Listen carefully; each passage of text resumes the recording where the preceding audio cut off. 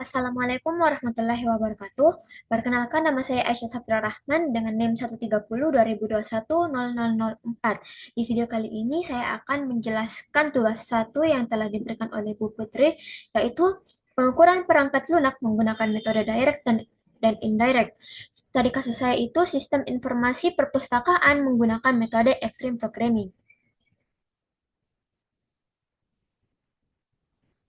Jadi pendahuluannya yaitu penelitian ini bertujuan untuk mengembangkan sistem informasi perpustakaan di SMK 1 Muhammadiyah Malang menggunakan metode extreme programming yang mencakup 8 fitur utamanya dan 10 kebutuhan fungsionalnya. Jadi metode pengukuran direct itu pendekatan secara langsung mengukur atribut atau karakteristik tertentu menggunakan alat atau parameter yang diamati. Nah, sebaliknya dengan metode indirect itu mengukur atribut atau karakteristik secara tidak langsung dengan menggunakan indikator atau variabel lain sebagai acuan. Jadi rumusan masalahnya itu ada dua. Yang pertama, bagaimana menentukan kualitas perangkat lunak aplikasi sistem informasi perpustakaan di SMK 1 Muhammadiyah Malang menggunakan pengukuran metode direct dan indirect. Yang kedua itu, bagaimana pengukuran dengan menggunakan metode direct atau indirect ditetapkan untuk memastikan kontrol kualitas, jaminan kualitas, dan serta biaya kualitas pada aplikasi. Tujuannya itu melakukan pengukuran perangkat lunak aplikasi sistem informasi perpustakaan SMK 1 Muhammadiyah Malang menggunakan metode direct atau indirect. Yang kedua itu menentukan kualitas perangkat lunak berdasarkan pengukuran direct dan indirect yang mencakup kontrol kualitas, jaminan kualitas, serta biaya kualitas. Jadi hasil dan pembahasannya itu di sini melakukan pengukuran menggunakan metode direct, yaitu respon pengujian utamanya itu yang pertama respon waktu fitur. Jadi di sini respon waktu fiturnya itu uh, kurang dari 2 detik setiap fitur, di mana proses utamanya itu seperti pencarian buku, peminjaman, dan pengembalian. Jadi sistem ini berjalan dengan optimal. Yang kedua itu akurasi fungsi fiturnya itu sama sesuai dari sistem dan data manualnya. Nah, berikut hasil pengukurannya. Tabelnya itu seperti ini. Nah, di fitur login admin, pengujian satunya itu teruji 1,4 detik, pengujian 2 itu 1,5 detik, pengujian 3 itu 1,6 detik, dengan rata-ratanya itu 1,5 detik, dan standar waktu pengujian itu kurang dari 2 detik. Jadi statusnya itu memenuhi. Begitupun dengan fitur pencarian buku, peminjaman buku, pengembalian buku, pembuatan laporan, dan logbook admin. Nah, yang kedua itu ada tabel pengukuran akurasi fungsi fitur, yaitu fitur seperti tadi, yaitu login admin, pencarian buku, peminjaman buku, pengembalian buku, pembuatan laporan, dan logout admin. Nah, jadi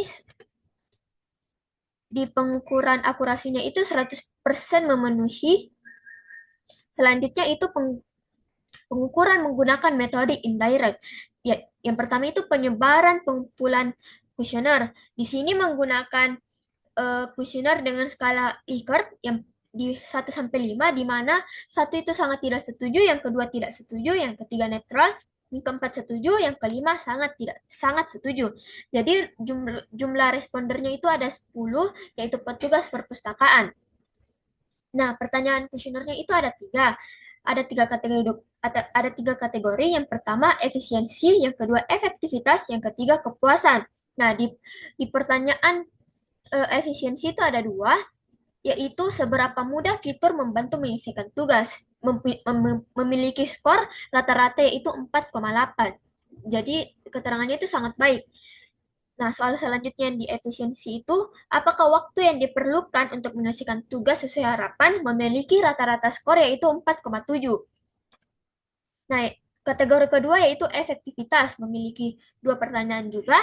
Yang pertama, apakah fitur berfungsi sesuai dengan kebutuhan pengguna, memiliki rata-rata skor 4,9 dengan keterangan sangat baik. Yang kedua itu, seberapa tepat fitur penyelesaian permasalahan pengguna. memiliki skor rata-rata 4,8, keterangannya itu sangat baik. Nah, yang ketiga itu kategori kepuasan. Di kategori kepuasan itu ada dua pertanyaan juga. Yang pertama itu seberapa puas Anda dengan antarmuka aplikasi, memiliki rata-rata skor 4,6 dengan keterangan baik. Yang pertanyaan kedua yaitu apakah aplikasi mudah digunakan secara keseluruhan, memiliki rata-rata skor 4,7 dengan keterangan sangat baik. Jadi kesimpulan hasil dari kuesioner tadi itu eh, yang pertama itu efisiensi, kategori efisiensi itu dengan skor rata-rata 4,7 dari 5. Persentasenya itu 95% kategorinya itu sangat efisien. Nah, yang kedua itu efektivitas. Skor rata-ratanya itu 4,85 dari 5. Persentasenya itu 97 kategori sangat efektif. Nah, yang ketiga itu kepuasan. Skor rata-ratanya itu 4,6 dari 5. Presentasinya itu 93%, kategorinya itu puas. Nah, secara keseluruhan aplikasi mendapatkan nilai sangat baik, yaitu 95% secara keseluruhan dari aspek efisiensi, efektivitas, dan kepuasan pengguna. Nah, selanjutnya kualitas perangkat lunak berdasarkan kontrol kualitas, jaminan kualitas, dan biaya kualitas. Nah, jadi di aspek kualitas yang pertama itu kontrol kualitas, yaitu memastikan perangkat lunak memenuhi standar teknisi. Rinciannya itu pengujian white box dan black box, memastikan perangkat lunak bebas dari kesalahan logika dan sesuai kebutuhan fungsional. Waktu respon rata-rata fiturnya itu diterima standarnya itu kurang dari 3 detik. Nah, yang kedua itu jaminan kualitas, menjamin perangkat lunak layak dan sesuai kebutuhan. Eh, di sini ada metode extreme programming yang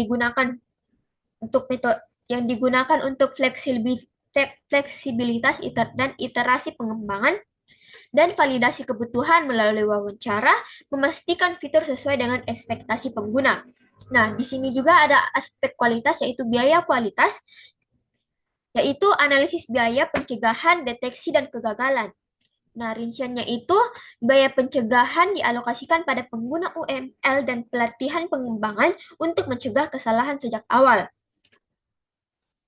Yang kedua itu biaya deteksi dialokasikan untuk pengujian berulang, white box, black box, dan UAT yang memastikan error minimal sebelum diimplementasikan.